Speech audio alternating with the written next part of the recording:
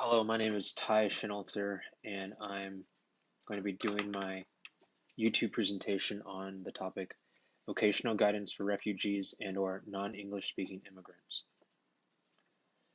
So, in starting the study, the questions that came to mind were, are they educated? If so, the issuing institution they acquired their learned trades, are they qualified and working in the U.S. with the same working title? What job experience do they have, or do they bring with them into the workforce? What transferable skills did they acquire from working overseas?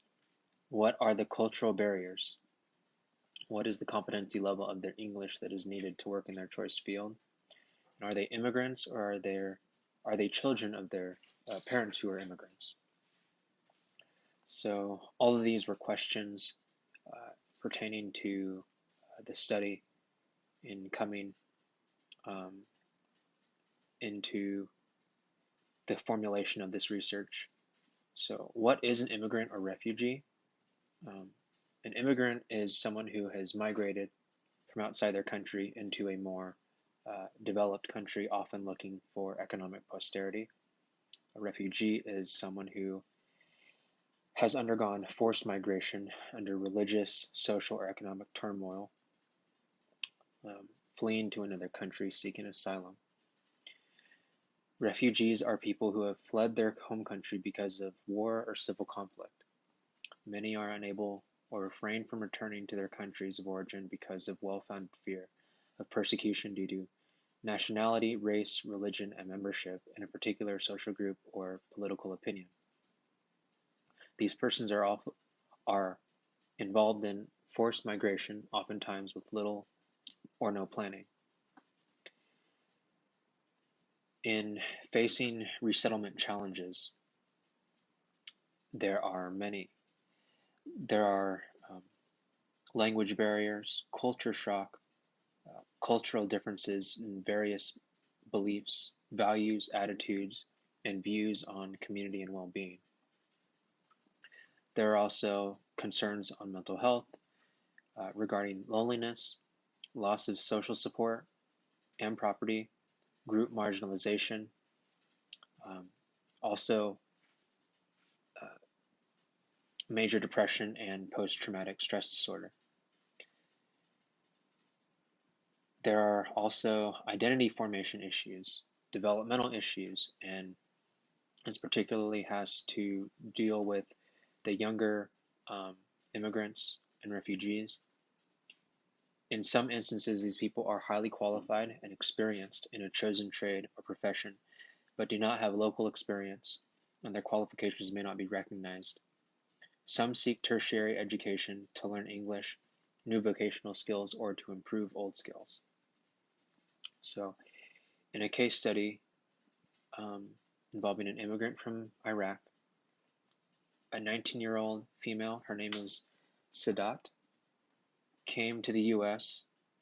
from Iraq with a local Christian church when she was 18. She lost her parents and three brothers from war in Iraq. While in her home, she was the sole survivor as men with guns shot and killed her family.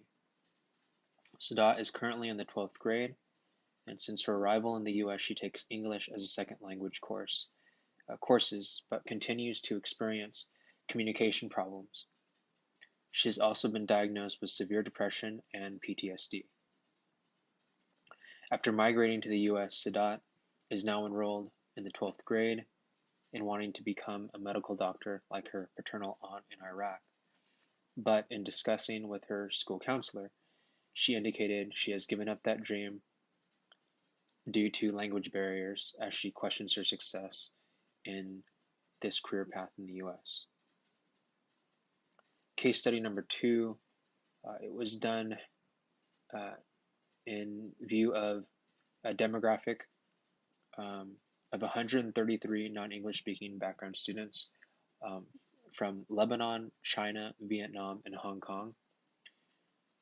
These students enrolled in vocational education courses were given computing courses as a study done was to raise awareness of the needs for students to be successful in this job field.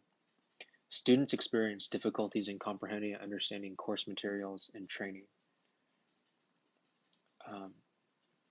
There were many barriers affecting language, participation, difficulties in learning, cultural and vocational training issues.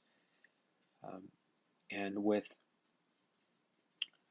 in recognizing um, their traits that they learned overseas, one of the major issues were their work qualifications um, gained overseas, are they recognized, or how are they recognized?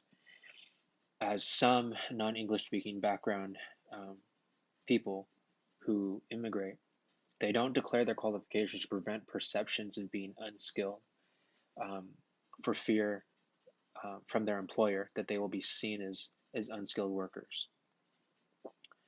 So this study done in Australia, 175 there was 175 students, 133 were from non-English speaking backgrounds, 42 were from English speaking backgrounds, and 83% of the non-English speaking uh, background uh, individuals were women. Results that followed were 5% understood the lesson content, 12% there were unclear instructions. So the majority, or the consensus was there has to be a collaboration with the client and the counselor. Um, and the goal is in identifying the self-concept and the self-efficacy that is needed for career development for the individual. Career counselors must be aware of the immigrants and refugees' pre-migration and post-migration experiences in taking a holistic approach that includes mental health as a factor. Multiculturalism is another factor, and advocating for the client as they transition to the world of work, including providing access to the labor market. Validation defined as a process of confirmation by an authorized body that an individual has acquired learning outcomes measured against a relevant standard. So validation plus competency are the keys to successful career outcomes. So the first goal is making learning visible. And the second is attributing value to the learning outcomes. This makes the career outlook as assessing competency levels of refugees and recognizing full qualifications for candidates and transferable skills. Super's theory is recommended as it's developmental, looking at the lifespan of career development, focusing on growth, exploration, and establishment. And it's also commonly referenced in that its strengths are in re-education and reorientation of choice field. Many qualitative assessments used for immigrants and refugees are card sorts and identifying life themes, life career assessments, lifeline, and developmental look at the client's future, occupational tree, and the life career rainbow. So as computing skills is necessary to join the workforce in the technology industry, workplace-based ESL instruction is essential, but to the employer it can be costly. So improving immigrant workers' English language skills while at work is critical, because as English proficiency goes up, this leads to an increase in productivity.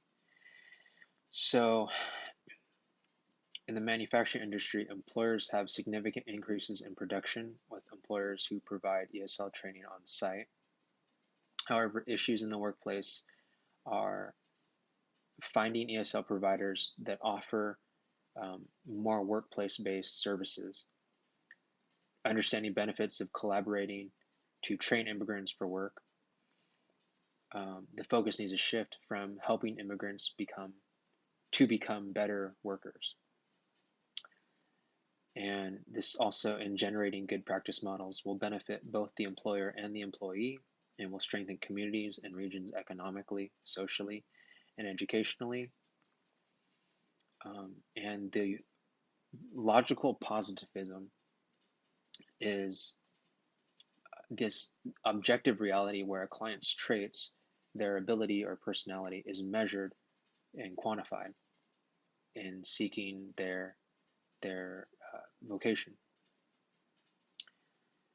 So, in utilizing the IDAC Myers-Briggs or the VIA Strengths Finder, um, one can assess the traits and skills needed for their given um, job or role in society.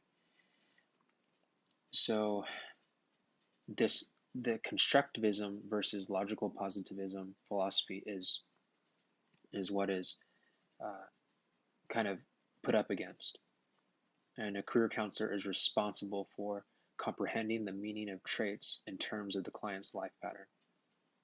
So traditionally, traits plus personality would equate to the job, but it becomes even more essential that the constructivist approach of interest plus values and the life patterns of the individual equals the vocation for the refugee or the non-English speaking immigrant um, seeking a place in the workforce. So while quantified traits are essential, their application towards selecting a vocation is contingent based on self-concept and life patterns of the individual. Ultimately, the discovery of vocation relies on recognizing and supporting the needs of the immigrant looking for a career. In 2015, Europe has had an inflow of Afghanistan and Syrian refugees, particularly males between 18 and 34 years of age, that had migrated to Germany. Approximately one-third have say that they have professional or academic training from the past. So the trend of migration, the trending pattern is that people generally they migrate from undeveloped to more developed countries, and this some statistics are, and this is from the UN, 247 million immigrants in the world. 90% are voluntary, 10% are refugees or people seeking asylum. Many who are seeking asylum is in a neighboring country in the Middle East and North Africa, and this is all it's forward focused in the sense that it is focused on a global integration for refugees and immigrants seeking a place in the workforce. Thank you.